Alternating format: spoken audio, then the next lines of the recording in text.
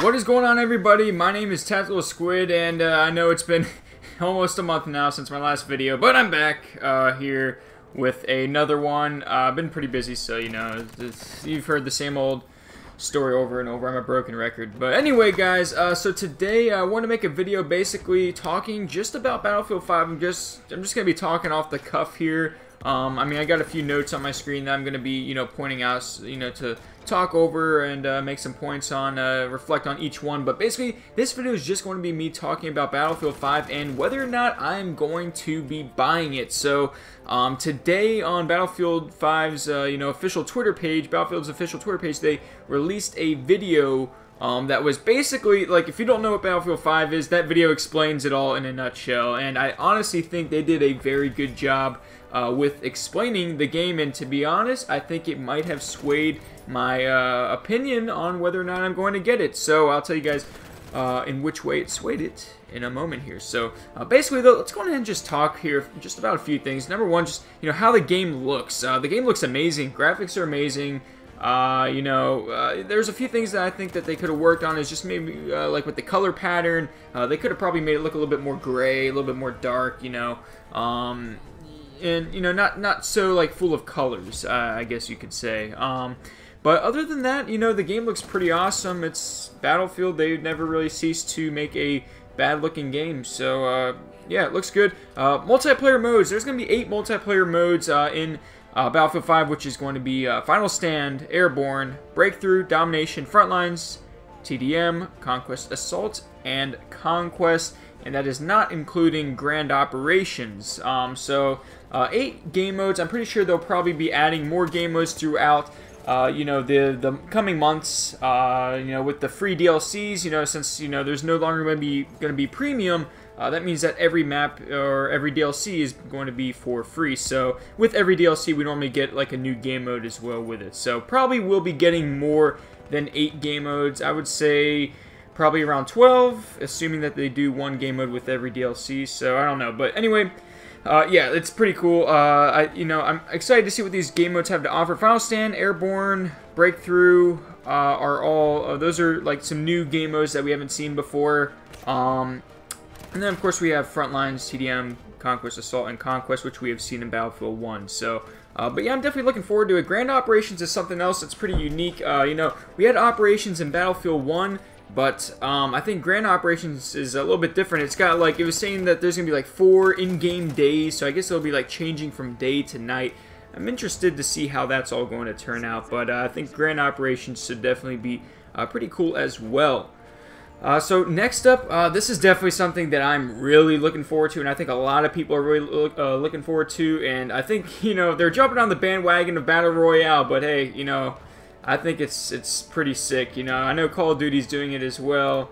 You know, everyone's just hopping on that Fortnite train, you know, but hey, we got Firestorm. So Firestorm is Battlefield 5's version of a Battle Royale. So it's going to be basically 16 teams of 4 fighting to the end to win. So it's going to be the largest Battlefield map ever. So I'm definitely interested to see that. Battlefield maps are already pretty huge. So I'm definitely interested to see what the biggest Battlefield map ever is going to look like. So Battle Royale, that's going to be a pretty cool little thing that they're going to be adding there into Battlefield 5. That's definitely one of the things I'm most excited for in the game. So 16 teams of 4, you're going to be able to squad up with your friends and just fight to the end. So that's going to be pretty awesome. So up next here, we also have, you know, Fortifications.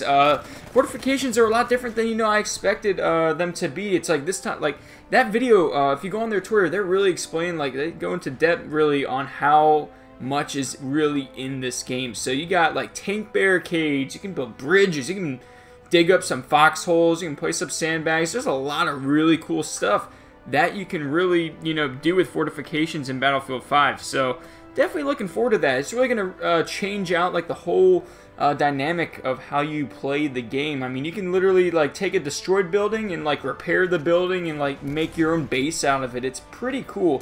So Fortifications are definitely quite an awesome feature here in the game.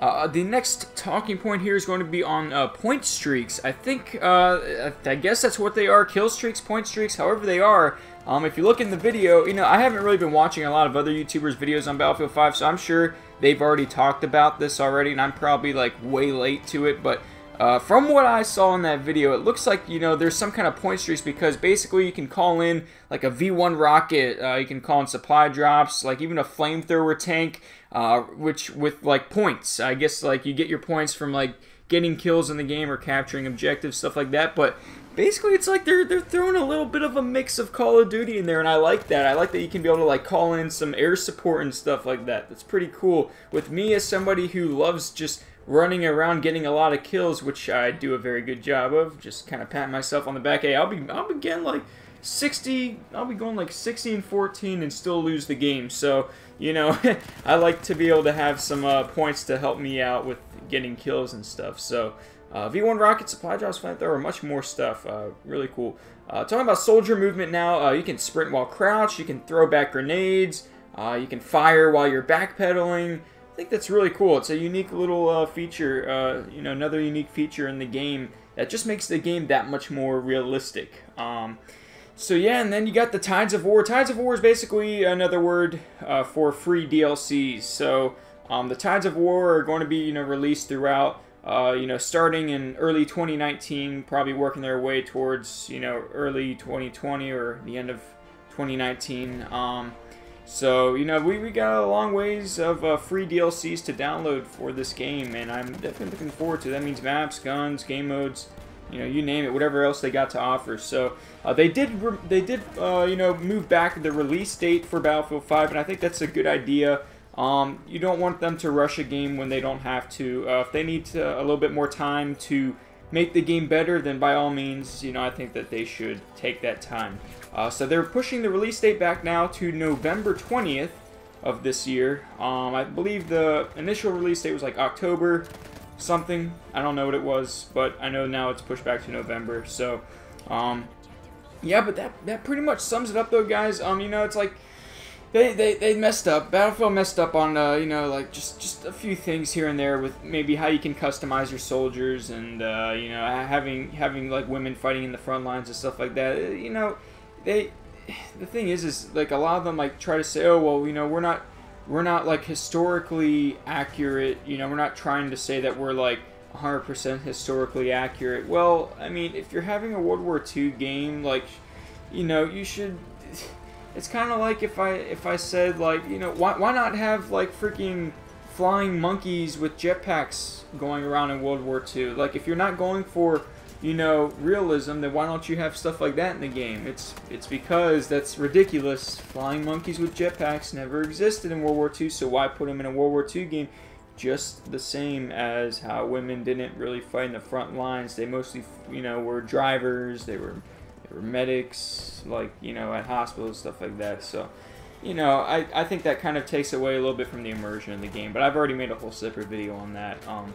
But other than that, though, you know, I think it's going to be a good game, and my opinion on it is I am going to be buying the game. I think it looks awesome. You know, the pros certainly outweigh the cons. By a landslide, really.